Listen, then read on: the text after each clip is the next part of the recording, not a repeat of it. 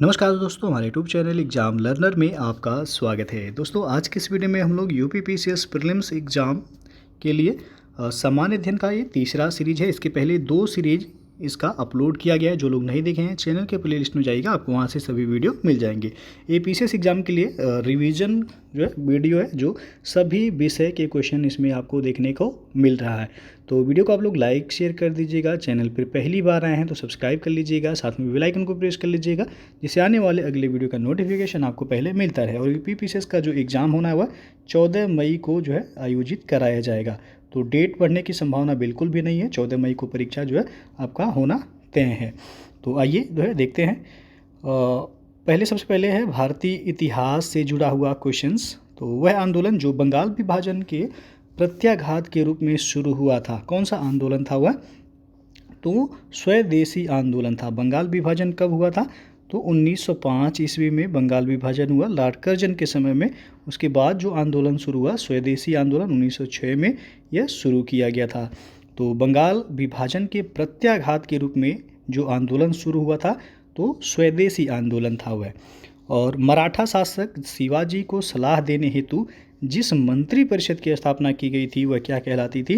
तो अष्टप्रधान वह कहलाती थी। यह प्रश्न यहाँ से बनता है कि अष्टप्रधान जो है ये किससे संबंधित है? तो शिवाजी से संबंधित है यह। और ये मंत्री परिषद थी अष्टप्रधान, जिसमें 8 मंत्रियों का जो है एक समूह होता था और इसे अष्टप्रधान के नाम से जाना जाता था। ये मराठा शासक शिवाजी को सलाह देने के लिए ये मंत्री परिषद गठन की गई थी। सल्तनत काल में सार्वजनिक वितरण प्रणाली शुरू करने का श्रेय किन्हें जाता है? तो अलाउद्दीन खिलजी को जाता है। और कलिंग नरेश खारवेल की हाथी गुम्फा प्रशस्ति जिस भाषा में उत्कीर्ण है? तो प्राकृत भाषा में यह उत्कीर्ण है। और तेभागा आंदोलन का संबंध किससे था? तो ये किसान आंदोलन से संबंधित है, तेभागा आंदोलन। और यूनाइटेड पैट्रियाटिक एसोसिएशन की स्थापना किसने की थी? तो सर सैयद अहमद खान ने की थी। दक्कन कृषि राहत अधिनियम कब पारित हुआ था? तो 1879 ईस्वी में यह पारित हुआ था। और 1517 ईस्वी में खतौली का युद्ध लड़ा गया था किन के बीच? तो यह युद्ध महाराणा सांगा और इब्राहिम लोदी के बीच लड़ा गया था। किस सन में? तो 1517 ईस्वी में खतौली का युद्ध लड़ा गया था। 5वीं शताब्दी ईसा पूर्व में सर्वप्रथम इंडिया नाम का प्रयोग किया था किसने? तो हेरोडोटस ने किया था। और इसे इतिहास का पिता के रूप में भी जाना जाता है, हेरोडोटस को। और भारतीय उपमहाद्वीप का 5 भागों में सर्वप्रथम विभाजन किया गया था। तो यह ऐत्रेय वराहमन में किया गया था। प्रथम ऐतिहासिक पुस्तक का दर्जा प्राप्त पुस्तक कौन सा है? तो वो है राज तरंगिणी, जो कि कल्हड़ की ये रचना है, जिसमें कश्मीर के इतिहास के बारे में विवरण है। तो यहाँ पे है कि प्रथम ऐतिहासिक पुस्तक का दर्जा प्राप्त पुस्तक कौन सा है? राज तरंगिणी है। कल्हड़ द्वारा रचित यह पुस्तक है, कश्मीर के इतिहास का वर्णन किया गया इसमें। स्वतंत्रता प्राप्ति के बाद उत्खनित पहला स्थल जहाँ से मालिक के साथ कुत्ता दफनाने का साक्ष्य मिला है, तो यह रोपड़ से मिला हुआ है। जैन धर्म के तीर्थंकर जिनका उल्लेख यजुर्वेद में मिलता है, तो वह अजितनाथ, जो कि जैन धर्म के दूसरे तीर्थंकर थे ये। मोक्ष के साधन के रूप में जन्म, कर्म तथा भक्ति को समान महत्व दिया गया है किसमें? भगवत गीता में दिया गया है। और तमिल ग्रंथ जिसमें 3 महाजनपद मगध, वत्स एवं अवंती का उल्लेख है, तो वह सिलप्पादिकारम। और बिंदुसार के दरबार में मेगास्थनीज के स्थान पर सीरिया के शासक एंटियोकोस प्रथम के राजदूत के रूप में कौन आया था? तो डाइमेकस आया था। और कौशेय शब्द का प्रयोग किया गया है, तो यह रेशम के लिए कौशेय शब्द का प्रयोग किया गया है। मुगल काल में काश्तकारों द्वारा खजाने में जमा करने के लिए लाए गए मालगुजारी के रुपयों को संभालता था कौन? तो सिकदार संभालता था। होयसल जिनका मूल क्षेत्र मैसूर में गंगवाड़ी का पहाड़ी क्षेत्र था, यह किससे संबंधित है? तो ये यादव वंश से संबंधित थे होयसल। नादिर शाह ने भारत पर आक्रमण किया था कब? तो 1739 ईस्वी में नादिर शाह ने भारत पर आक्रमण किया था। और परवर्ती पांड्य वंश की स्थापना का श्रेय जाता है किसको? तो कंडुगोन को जाता है। दिल्ली सल्तनत के प्रमुख वंशों का कार्यकाल के अनुसार सही क्रम क्या है? तो दिल्ली सल्तनत के प्रमुख वंशों का कार्यकाल पूछा गया है क्रम से, गुलाम वंश पहले हो जाएगा, फिर खिलजी वंश, फिर तुगलक वंश, उसके बाद सैयद वंश, और अंतिम वंश जो था दिल्ली सल्तनत का हुआ था लोदी वंश, और अंतिम जो शासक था लोदी वंश का हुआ था इब्राहिम लोदी। सुशर्मा कण्व वंश का अंतिम शासक था जिसकी हत्या कर दी थी सातवाहन नरेश सिमुक ने इसकी हत्या की थी। वह प्रसिद्ध विद्वान जिसने 1674 ईस्वी में शिवाजी का राज्याभिषेक किया था तो गंगा भट्ट ने किया था। पुर्तगाली शक्ति का वास्तविक संस्थापक किन्हें माना जाता है? तो अल्फांसो डी अल्बुकर्क को पुर्तगाली शक्ति का वास्तविक संस्थापक इनको माना जाता है। अब है कला एवं संस्कृति का प्रश्न। तो ओडिसी नृत्य की मुद्राएं एवं अभिव्यक्तियाँ किस नृत्य कला से मिलती हैं? तो भरतनाट्यम से मिलती हैं। और अरुणाचल प्रदेश के तवांग क्षेत्र की मोनपा जनजाति द्वारा किया जाने वाला अति लोकप्रिय नृत्य जिसमें महिला व पुरुष दोनों भाग लेते हैं तो वह लायन एंड पीकॉक नृत्य। वह मुगल शासक जिसका शासनकाल चित्रकला के चरमोत्कर्ष का युग था या चित्रकला का स्वर्ण युग कहा जाता है तो जहांगीर के शासनकाल को बोला जाता है। राष्ट्रीय हस्तशिल्प एवं हथकरघा संग्रहालय का मुख्यालय कहाँ स्थित है? तो नई दिल्ली में है। या वह दो शैलियाँ जिनके मिलने से कांगड़ा शैली निर्मित हुई है तो राजस्थानी और मुगल शैली के मिलने से कांगड़ा शैली निर्मित हुई है। मधुबनी शैली को प्रकाश में लाने का श्रेय जाता है तो WG आर्चर को जाता है। और भारतीय चित्रकला में प्रकृतिवाद की पश्चिमी संकल्पना के प्रथम प्रतिपादक कौन थे? तो राजा रवि वर्मा थे। वह चित्रकला जिसके चित्रों की पृष्ठभूमि को हमेशा लाल एवं हरे रंग से चित्रित किया जाता था तो वह तंजावुर चित्रकला है। और बाउल गायन का संबंध किससे है? तो बंगाल से है यह। और मांडी, खोल, ढकनी तथा झागोर आदि लोक नृत्य संबंधित हैं कहाँ से? तो ये गोवा से संबंधित हैं। अमरावती मूर्तिकला को संरक्षण प्राप्त था, सातवाहन राजाओं का संरक्षण प्राप्त था इसे। भैरवी रागिनी को दर्शाती हुई एक चित्रकला का संबंध है तो यह बूदी चित्रकला से संबंधित है। पांचवें वेद के रूप में जाना जाता है किसको? तो नाट्य शास्त्र को पांचवें वेद के रूप में जाना जाता है।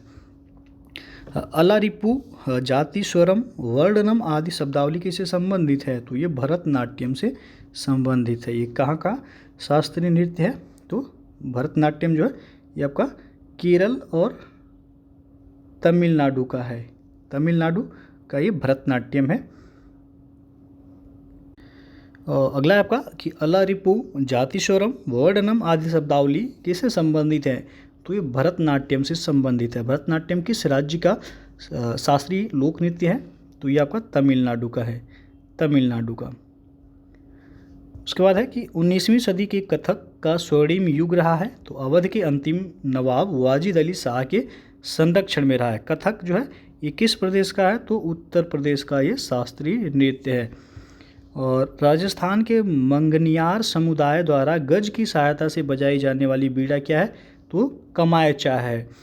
और पुतली कला की प्राचीनता के संबंध में पहली एवं दूसरी सदी ईसा पूर्व में लिखे गए किस ग्रंथ से जानकारी मिलती है? तो यह मिलती है शिल्पाधिकारम से। वह स्थल जो अत्यधिक स्तूपों, पत्थरों को काटकर निर्मित गुफाओं और पहली शताब्दी ईसा पूर्व के सातवाहन काल के सिक्कों के लिए प्रसिद्ध है तो आपका बुंजनकुंडा तथा लिंगलामेत्ता बौद्ध मठ जो कि आंध्र प्रदेश में है। यह कश्मीर में मनाया जाने वाला चंद्र नौ वर्ष जो चैत्र नवरात्रि के पहले दिन आयोजित किया जाता है तो नौरेह कहलाता है वह। और मकबरा निर्माण शैली का जन्मदाता माना जाता है किसको? तो इल्तुतमिश को माना जाता है। दक्षिण भारत का वह महान संगीतज्ञ जिसे अलाउद्दीन खिलजी ने अपने दरबार में आमंत्रित किया था तो वह था गोपाल। मुहम्मद तुगलक द्वारा प्रचलित चांदी का सिक्का क्या था? तो वह अदली था। और कथकली पुरुष प्रधान नृत्य माना जाता है जिसमें दो प्रमुख पात्र होते हैं, एक तो पाचा जो कि नायक होता था और केटी जो कि राक्षस।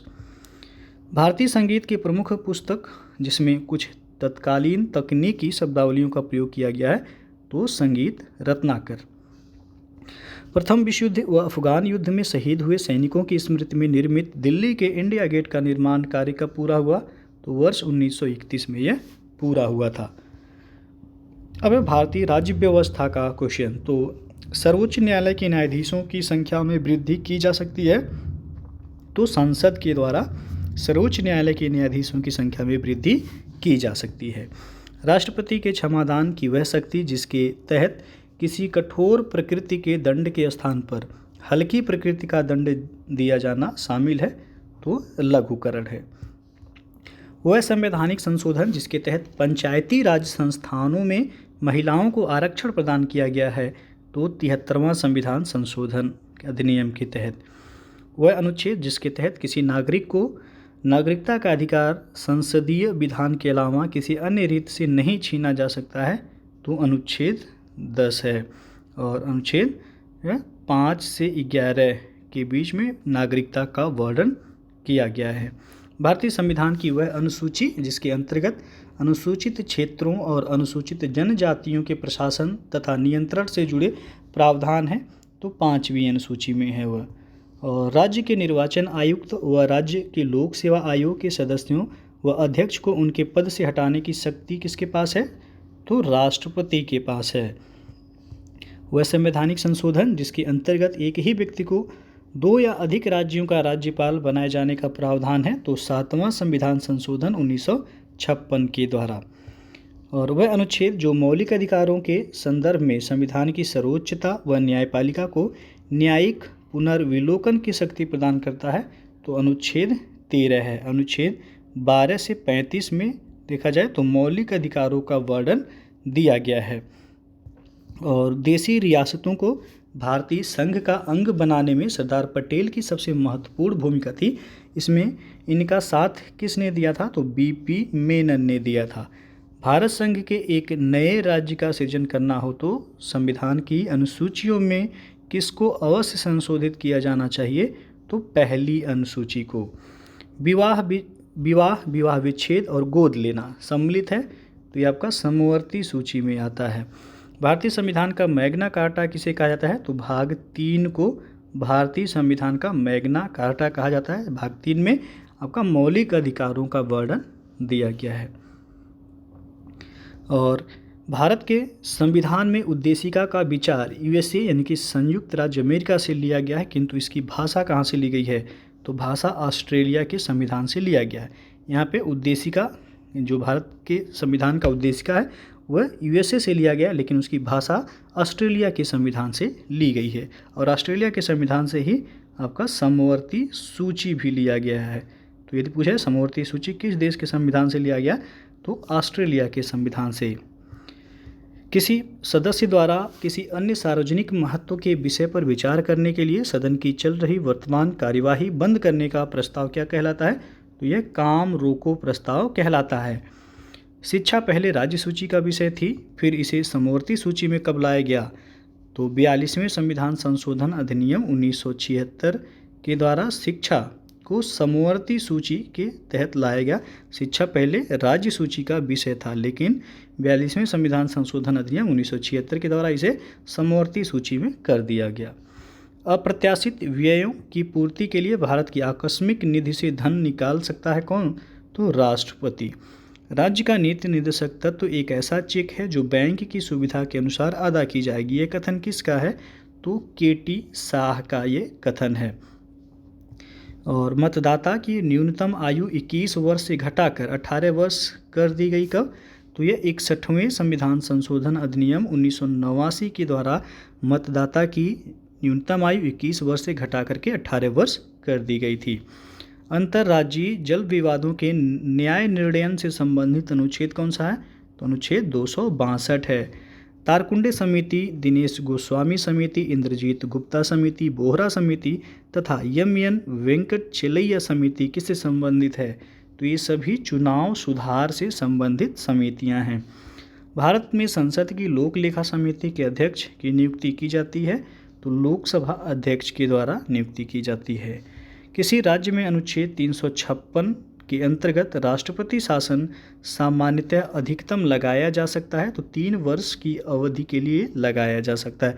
अधिकतम पूछा गया है तो 3 वर्ष होगा।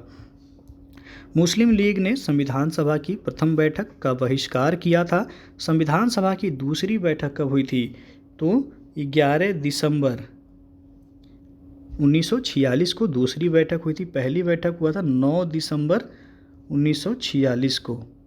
और मुस्लिम लीग ने संविधान सभा की प्रथम बैठक का बहिष्कार किया था जो 9 दिसंबर 1946 को हुआ था, और संविधान सभा की दूसरी बैठक 11 दिसंबर 1946 को हुई थी, जिसमें डॉक्टर राजेंद्र प्रसाद को अस्थायी अध्यक्ष के तौर पर जो है उनको नामित कर लिया गया था। सर्वप्रथम अप्रत्यक्ष रूप से केंद्रीय तथा प्रांतीय विधान परिषदों में निर्वाचन की व्यवस्था की गई तो 1892 के अधिनियम के द्वारा की गई। आपातकाल के दौरान राष्ट्रपति को मौलिक अधिकार संबंधी शक्तियों का अधिकार लिया गया है, तो यह जर्मनी के संविधान से लिया गया है। अब है भूगोल का क्वेश्चन।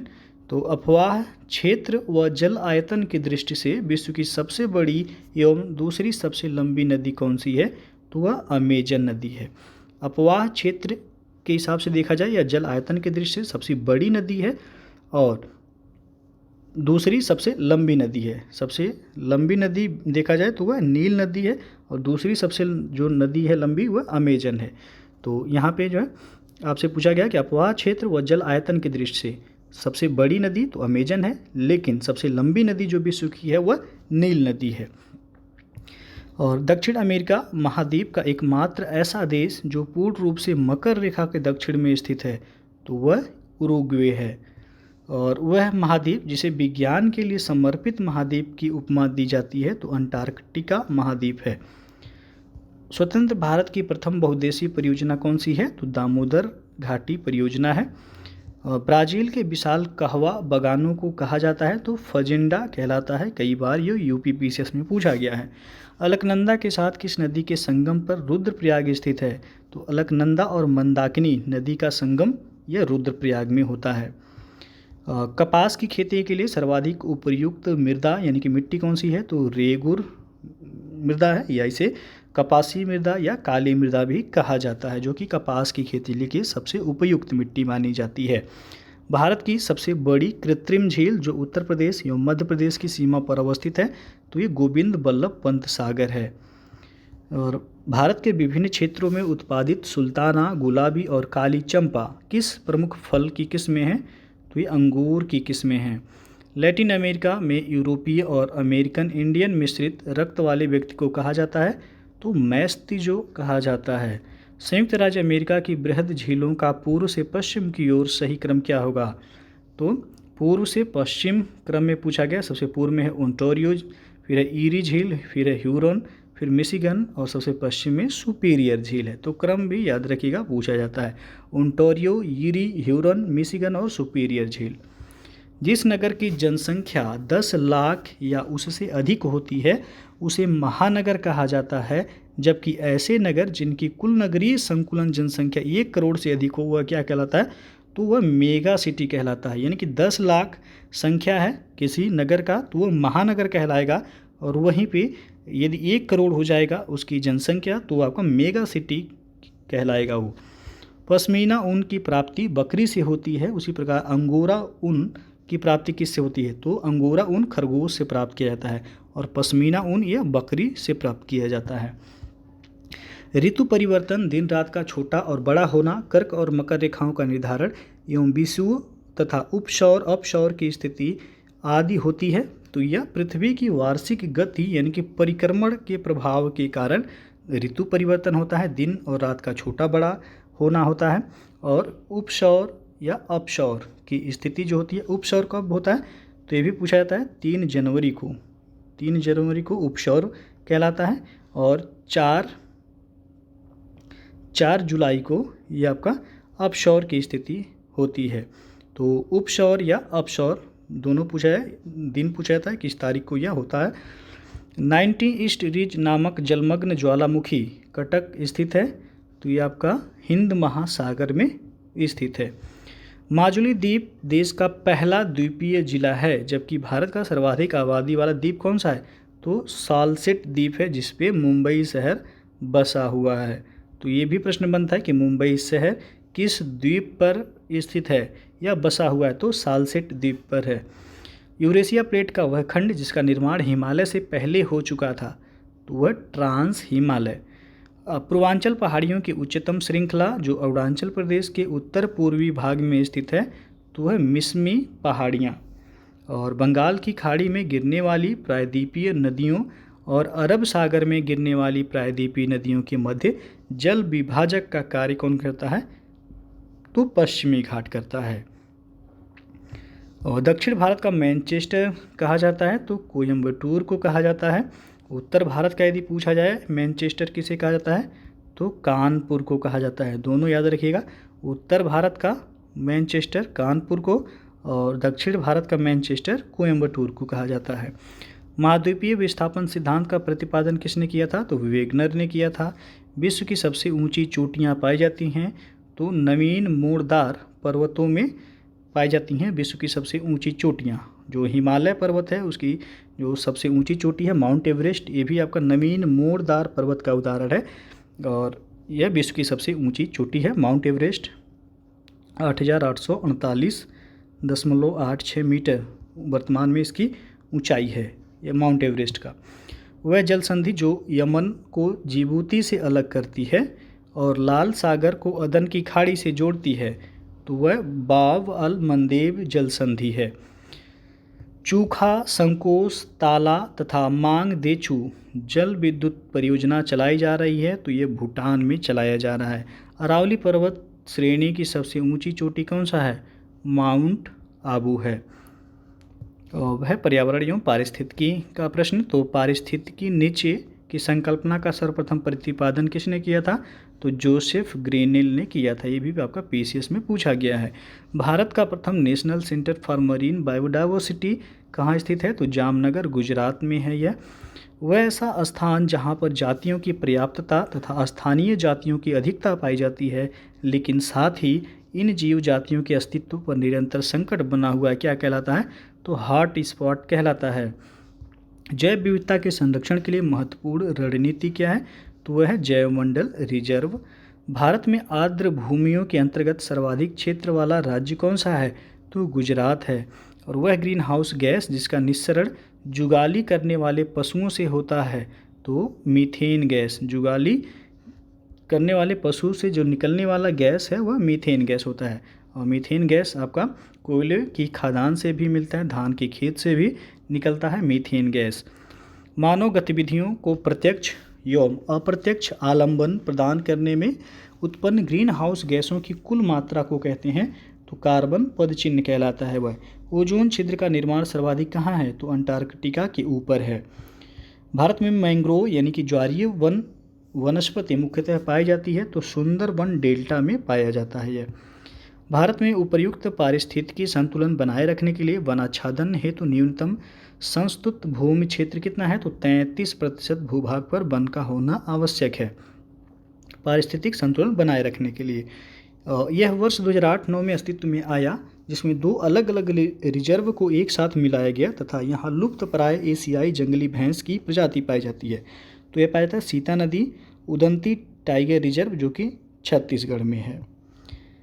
वर्ष 2009 में भारत सरकार द्वारा इसे राष्ट्रीय जलीय जीव के रूप में मान्यता दी गई थी तथा इसका शिकार करना वन्य जीव संरक्षण अधिनियम 1972 के तहत दंडनीय अपराध है। तो यह गंगा डाल्फिन को वर्ष 2009 में भारत सरकार के द्वारा इसे राष्ट्रीय जलीय जीव के रूप में घोषित किया गया था। और सबसे अधिक स्थिर पारिस्थितिक तंत्र क्या है? तो यह महासागरीय है। केंद्रीय पर्यावरण अभियंत्रण संस्थान कहाँ स्थित है? तो नागपुर में है और इसे केंद्रीय पर्यावरण अभियांत्रिकी शोध संस्थान भी बोला जाता है, शॉर्ट फॉर्म में से नीरी भी कहा जाता है। तो कहाँ पे है? नागपुर में है यह। भारतीय वन स्थिति रिपोर्ट को द्विवार्षिक रूप से प्रकाशित किया जाता है तो यह भारतीय वन सर्वेक्षण विभाग के द्वारा प्रकाशित किया जाता है। प्रत्येक 2 वर्ष पे यह रिपोर्ट जारी किया जाता है। विश्व हाथी दिवस मनाया जाता है कब? तो 12 अगस्त को मनाया जाता है। और बायोकेमिकल ऑक्सीजन डिमांड जिसे BOD कहा जाता है परीक्षा से मापा जाता है क्या? तो जल प्रदूषण को मापा जाता है BOD से। भूतल पर CFC यानी कि क्लोरोफ्लोरोकार्बन गैसों के स्रोत हैं तो यह आपका स्प्रे कैन डिस्पेंसर है, वातानुकूलक है, रेफ्रिजरेटर है, हेयर स्प्रे है, शेविंग क्रीम है, विविध सौंदर्य प्रसाधन, ये सभी CFC गैस के स्रोत हैं। पारिस्थितिकी अस्थायी मितव्ययिता यह नारा है तो चिपको आंदोलन का यह नारा है। भारत का प्रथम national centre for marine biodiversity, तो ये क्वेश्चन भी बताया गया, जामनगर गुजरात में स्थित है। पर्यावरण में ग्रीन हाउस प्रभाव में वृद्धि होती है तो कार्बन डाइऑक्साइड के कारण वृद्धि होती है। क्योटो प्रोटोकॉल किससे संबंधित है? तो जलवायु परिवर्तन व ग्रीन हाउस गैस से संबंधित है। ऐसे पौधे जो शुष्क स्थिति को टालते हैं उन्हें कहा जाता है? तो इफिमेरल कहा जाता है उन्हें। 1992 के रियो पृथ्वी सम्मेलन में जारी एजेंडा 21 में एक महत्वपूर्ण विषय के रूप में शामिल किया गया था, तो प्रदूषण को शामिल किया गया था। पर्यावरण या प्राकृतिक संसाधनों की खपत को मापने की विधि कहलाती है? तो यह पर्यावरण लेखांकन या हरित लेखांकन कहलाता है। अब है अर्थव्यवस्था का प्रश्न। तो भारत में पहली पंचवर्षीय योजना का आधार क्या था या किस मॉडल पर आधारित था? तो हैरोल्ड डोमर मॉडल पर आधारित था पहली पंचवर्षीय योजना। भारतीय रिजर्व बैंक यानी कि आरबीआई के पास विभिन्न व्यावसायिक बैंकों की कुल जमा एवं आरक्षित राशि का निर्धारित भाग क्या कहलाता है? तो नकद आरक्षित अनुपात कहलाता है। यह सेबी अधिनियम पारित हुआ था कब? तो 1992 में पारित हुआ था। कृषि एवं ग्रामीण विकास क्रियाओं की सभी प्रकार की साख आवश्यकताओं की पूर्ति करने वाली संस्था क्या है? तो नाबार्ड है। इसकी स्थापना हुई थी 12 जुलाई 1982 को नाबार्ड की स्थापना की गई थी। एड्रागोगी किससे संबंधित है? तो यह प्रौढ़ शिक्षा से संबंधित है। चक्रिक योजना यानी कि रोलिंग प्लान की अवधारणा का प्रतिपादन किया गया था, तो गुन्नार मृडाल के द्वारा किया गया था। वह समिति जो भारत में नगरीय क्षेत्रों में बीपीएल परिवारों की पहचान के लिए गठित की गई थी, तो वह हासिम समिति। और ड्यूटी ड्रॉबैक का आशय है, तो यह निर्यातकों को आयात शुल्क की वापसी से इसका संबंध है। क्षेत्रीय ग्रामीण बैंक की स्थापना 2 अक्टूबर 1975 को की गई तथा एक साथ 5 स्थानों पर बैंक स्थापित किए गए। वह स्थान कौन कौन से हैं? तो उत्तर प्रदेश में मुरादाबाद और गोरखपुर, हरियाणा में भिवानी, राजस्थान में जयपुर और पश्चिम बंगाल में मालदा में स्थापित किया गया था। वर्ष 1950 में गणतंत्र भारत का पहला केंद्रीय बजट किसके द्वारा पेश किया गया था? तो जॉन मथाई के द्वारा। अहस्तक्षेप अर्थात लेसेस फेयर की अवधारणा का प्रतिपादन किया था किसने? तो इटली के अर्थशास्त्री सेरा ने। वर्ष 2021-22 के बजट अनुमान में कोविड-19 वैक्सीन के लिए प्रावधान किया गया था कितना? तो 35,000 करोड़ रुपए का प्रावधान किया गया था कोविड वैक्सीन के लिए। सरकार द्वारा पुरानी मुद्रा को बंद कर नई मुद्रा चलाना विमुद्रीकरण कहलाता है। भारत में यह पहली बार कब किया गया था? तो भारत में पहली बार विमुद्रीकरण किया गया था 1946 में। विदेशों में स्थित विदेशी बैंकों के साथ विदेशी मुद्रा में भारतीय बैंकों द्वारा रखे गए खातों को कहा जाता है? तो ये आपका नोस्ट्रो अकाउंट कहलाता है। और खरीफ की फसल की बुआई जून जुलाई में की जाती है। खरीफ की फसल में प्रमुख कौन कौन से हैं? तो ज्वार है, बाजरा, मक्का, तिल, मूंगफली और अरहर, ये सभी खरीफ की फसल के अंतर्गत आएंगे। प्रत्येक अनुसूचित वाणिज्यिक बैंक को अपनी जमा का एक निश्चित अंश भारतीय रिजर्व बैंक के पास रखना अनिवार्य होता है। तो ये आपका नकद आरक्षित अनुपात कहलाता है। भारत में ट्रेजरी बिल बेचे जाते हैं, तो आरबीआई के द्वारा ये बेचा जाता है। ग्लोबल इकोनॉमिक प्रॉस्पेक्ट्स रिपोर्ट जारी की जाती है वर्ल्ड बैंक यानी कि विश्व बैंक के द्वारा जारी किया जाता है। मिड डे मील योजना की शुरुआत कब की गई थी? वर्ष 1995 में किया गया था। लकड़वाला समिति, सुरेश तेंदुलकर समिति और रंगराजन समिति किससे संबंधित है? तो निर्धनता के मापन से संबंधित है। यह भारतीय बीमा नियामक एवं विकास प्राधिकरण का मुख्यालय कहाँ है? तो हैदराबाद में है। अल्पकाल में भारतीय रिजर्व बैंक जिस ब्याज दर पर व्यापारिक बैंकों को उधार देता है उसे कहा जाता है? तो रेपो रेट यानी कि रेपो दर कहलाता है। अमेरिकी think tank the heritage foundation द्वारा जारी आर्थिक स्वतंत्रता सूचकांक में लगातार दूसरी बार शीर्ष स्थान मिला है किसको? तो सिंगापुर को।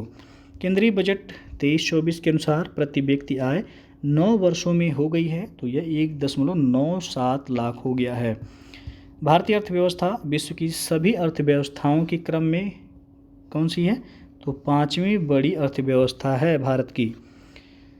अब है विज्ञान, सामान्य विज्ञान का प्रश्न। तो नींबू में पाया जाने वाला अम्ल मुख्यतः होता है? तो नींबू में होता है साइट्रिक एसिड, साइट्रिक अम्ल। कच्ची चीनी को रंग विहीन करने हेतु जिस चारकोल का प्रयोग किया जाता है तो वह एनिमल चारकोल। वह यौगिक जिसका उपयोग अग्निरोधक कपड़ा बनाने में किया जाता है तो वह एल्यूमिनियम सल्फेट। रासायनिक दृष्टि से सिंदूर क्या है? तो यह मर्क्यूरिक सल्फाइड कहलाता है। जैव कोशिका का वह भाग जो पावर हाउस कहलाता है तो माइटोकॉन्ड्रिया है। और वह लवण जो मानव हड्डियों में सर्वाधिक मात्रा में पाया जाता है तो कैल्शियम फास्फेट पाया जाता है। शल्य क्रिया में आर्थोप्लास्टी क्या है तो कूल्हे के जोड़ का प्रतिस्थापन क्या कहलाता है तो आर्थोप्लास्टी कहलाता है। मानव शरीर का वह भाग जहाँ पित्त का निर्माण होता है तो यह यकृत में होता है, यानी कि लीवर में। वह विटामिन जिसकी आवश्यकता रक्त का थक्का बनाने में होता है तो विटामिन के है। टेस्ला यूनिट किससे संबंधित है तो चुंबकीय क्षेत्र से संबंधित है। द्रव तापमापी की अपेक्षा गैस तापमापी अधिक संवेदी होता है क्योंकि गैस द्रव की अपेक्षा अधिक प्रसार करती है। जैव जगत में होने वाले कार्य, गुण व पद्धति के अध्ययन के ज्ञान को मशीनी जगत में उपयोग करने को कहते हैं तो यह बायोनिक्स कहलाता है। प्रकाश संश्लेषण हेतु उपस्थिति आवश्यक नहीं है तो ऑक्सीजन की उपस्थिति आवश्यक नहीं है। सर्वप्रथम आवर्त सारणी का निर्माण मेंडलीफ ने किया जबकि आधुनिक आवर्त नियम का प्रतिपादन मोसले ने किया था। ध्वनि ऊर्जा को विद्युत ऊर्जा में परिणत कौन करता है तो माइक्रोफोन करता है। सूक्ष्म जीवाणुओं से प्राप्त वे तत्व जिनका उपयोग सूक्ष्म जीवाणुओं को नष्ट करने के लिए किया जाता है तो वह प्रतिजैविक है। रिएक्टर जिनमें एक बार नाभिकीय अभिक्रिया शुरू होने के बाद पुनः ईंधन की आपूर्ति स्वतः ही होने लगती है तो वह ब्रीडर रिएक्टर। वह पादप हार्मोन जो बौने पौधे को लंबा कर देता है तथा फूल बनने में मदद करता है तो वह आपका जिब्रेलिन्स है। प्रकाश के परिक्षेपण का अध्ययन करने के लिए प्रयोग किया जाता है तो स्पेक्ट्रोमीटर का। अंगूर, इमली तथा केला में प्रचुर मात्रा में टार्टेरिक अम्ल विद्यमान होता है। यह अम्लता नियामक और खाद्य पदार्थों में उपयोग किया जाता है तो एंटीऑक्सीडेंट के रूप में। और यांत्रिक ऊर्जा को विद्युत ऊर्जा में परिवर्तित करने वाला उपकरण कौन सा है तो डायनमो है। यह यांत्रिक ऊर्जा को विद्युत ऊर्जा में कन्वर्ट करता है। एथेनॉल के व्यावसायिक उत्पादन में प्रयोग किया जाता है तो सैक्रोमाइसीज सेरेवेसी नामक खमीर का। मानव शरीर में तापक्रम नियंत्रण का कार्य संपादित किया जाता है किसके द्वारा तो मस्तिष्क के हाइपोथैलेमस के द्वारा। बुलेट प्रूफ वस्तुओं के निर्माण में प्रयोग होता है किसका तो पॉलीकार्बोनेट का प्रयोग होता है। मौसम की दशाओं में होने वाली क्रियाओं तथा परिवर्तनों का अध्ययन क्या कहलाता है तो मेटेरियोलॉजी कहलाता है वह। अब है विज्ञान एवं प्रौद्योगिकी का प्रश्न। तो विक्रम साराभाई अंतरिक्ष केंद्र कहाँ स्थापित है तो केरल के तिरुवनंतपुरम में स्थापित है। निम्न भूकक्षा में स्थापित उपग्रह सामान्यतः पृथ्वी से जितनी ऊंचाई पर कार्यरत रहते हैं तो 200 से 600 किलोमीटर के बीच। और रोहिणी उपग्रह श्रृंखला के अंतर्गत प्रक्षेपित उपग्रहों का उद्देश्य था तो SLV-3 का परीक्षण करना। भारत का पहला संचार उपग्रह कौन था तो यह था एप्पल। और लेसर एक युक्ति है जिसके द्वारा उत्पन्न किया जाता है तो उद्दीपित विकिरण उत्पन्न किया जाता है। नैनो प्लग किससे संबंधित है तो एक छोटे सुनने के यंत्र से संबंधित है। Indian institute of naturopathy and yogic science कहाँ स्थित है तो बेंगलुरु में है यह। वह दो देश जिनके मध्य संयुक्त सैन्य अभ्यास अजय वॉरियर का आयोजन किया जाता है तो भारत और यूके के बीच, भारत और यूनाइटेड किंगडम के बीच अजय वॉरियर युद्धाभ्यास का आयोजन किया जाता है। वह विस्फोटक जिसे वर्ष 1945 में नागासाकी यानी कि जापान में है यह में गिराए गए बमों में प्रयुक्त किया गया था तो प्लूटोनियम का उपयोग किया गया था। और शरीर की वे कोशिकाएं जिनमें शरीर की किसी भी प्रकार की कोशिकाओं में विभाजन तथा विशिष्टीकरण की क्षमता है और जो कई गंभीर बीमारियों पर शोध का केंद्र बिंदु है तो वह स्टेम कोशिकाएं। वह भारतीय उपग्रह जो टीवी कार्यक्रम के लिए प्रयोग में लाया जाता है तो वह इनसैट ए है। संचार उपग्रह का वह यंत्र जो पृथ्वी से प्राप्त सिग्नल को ग्रहण कर उन्हें विभिन्न दिशाओं में भेजता है तो ट्रांसपोंडर कहलाता है। मेघाट्रॉपिक्स उष्णकटिबंधीय मौसम विज्ञान एवं जलवायु के अध्ययन हेतु निर्मित उपग्रह है जो इसरो यानी कि इंडियन स्पेस रिसर्च ऑर्गेनाइजेशन द्वारा निर्मित किया गया है तो ये फ्रांस के सहयोग से निर्मित किया गया है। इसरो का एक पृथ्वी विषयक पोर्टल जिसमें 3D फोटो लेने की क्षमता है तो वह भुवन। और राष्ट्रीय प्रतिरक्षा विज्ञान संस्थान कहाँ स्थित है तो नई दिल्ली में स्थित है।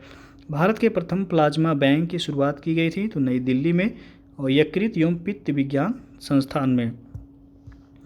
सोफिया एटलस व्योममित्र उदाहरण है किसकी, तो यह ह्यूमैनॉइड रोबोट के उदाहरण हैं। वाईफाई एक तार रहित नेटवर्किंग तकनीक है, इसमें सूचनाओं का स्थानांतरण होता है रेडियो तरंगों के माध्यम से होता है। ठोस प्रोडक्ट में ईंधन के रूप में प्रयोग किया जाता है तो पॉलीयूरेथीन या पॉलीब्यूटाडीन का प्रयोग किया जाता है। इनसैट प्रणाली एक बहुउद्देशीय कार्यरत उपग्रह प्रणाली है जो संयुक्त प्रयास है किसका, तो अंतरिक्ष विभाग, दूरसंचार विभाग, मौसम विभाग, आकाशवाणी तथा दूरदर्शन विभाग का ये संयुक्त प्रयास है। आणविक स्तर तक रिवर्स इंजीनियरिंग के माध्यम से स्तनधारियों के मस्तिष्क से सिंथेटिक मस्तिष्क बनाने का प्रयास किया गया है तो यह ब्लू ब्रेन परियोजना के माध्यम से किया गया है। मानव जीनोम का अनुक्रमण सफलतापूर्वक किया गया था वर्ष 2003 में। आनुवांशिक अभियांत्रिकी के माध्यम से उत्पादित प्रथम वाणिज्यिक उत्पाद क्या है, तो वह इंसुलिन है। और जैव प्रौद्योगिकी द्वारा कैंसर के इलाज के लिए तैयार की गई औषधि क्या है, तो वह इंटरफेरान है। भारत में सर्वप्रथम स्वदेशी रोबोट का विकास किया गया तो भारत इलेक्ट्रॉनिक्स लिमिटेड के द्वारा किया गया था। अब है कंप्यूटर का प्रश्न। तो कंप्यूटर का वह स्प्रेडशीट प्रोग्राम जिसमें डाटा को टेबल फॉर्म में रखा जाता है तो वह MS एक्सेल कहलाता है। MS एक्सेल की स्प्रेडशीट में चतुर्भुजाकार दिखने वाली आकृति को इंटरसेक्शन बिंदु पर दिखाई देती है, उसे कहते हैं तो वह सेल कहलाता है। और एक्सेल वर्कबुक संग्रह है किसका, तो वर्कशीट और चार्ट का। और माइक्रोसॉफ्ट द्वारा MS वर्ड प्रोग्राम को लाया गया था वर्ष 1985 में। वह प्रिंटर जिसका प्रयोग आमतौर पर डेस्कटॉप छपाई के लिए किया जाता है तो लेजर प्रिंटर का प्रयोग किया जाता है। कंप्यूटर पर लिखित लिंक्ड जानकारी के संग्रह को जो इंटरनेट के माध्यम से उपलब्ध होती है कहा जाता है तो वर्ल्ड वाइड वेब कहलाता है। एक निश्चित पते पर किसी यूजर द्वारा बार बार एक ही ईमेल संदेश भेजना क्या कहलाता है, तो ईमेल बॉम्बिंग कहलाता है वह। और कंप्यूटर वायरस होता है तो एक सॉफ्टवेयर प्रोग्राम होता है वह। विंडोज़ ऑपरेटिंग सिस्टम विकसित किया गया है माइक्रोसॉफ्ट के द्वारा। कंप्यूटर की स्मृति यानी कि मेमोरी का मापन किया जाता है तो बिट्स के द्वारा इसका मापन होता है। 1024 किलोबाइट बराबर होता है किसकी, तो 1 मेगाबाइट यानी कि 1 MB के बराबर होता है 1024 किलोबाइट। कंप्यूटर के संदर्भ में ALU का तात्पर्य क्या है, तो अर्थमेटिक लॉजिक यूनिट होता है।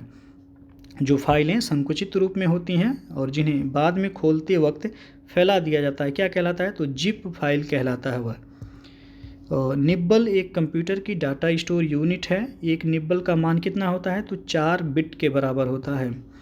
एक विशेष उद्देश्य के लिए लोकेशन की सीक्वेंस कहलाती है तो आपका स्टैक कहलाता है वह।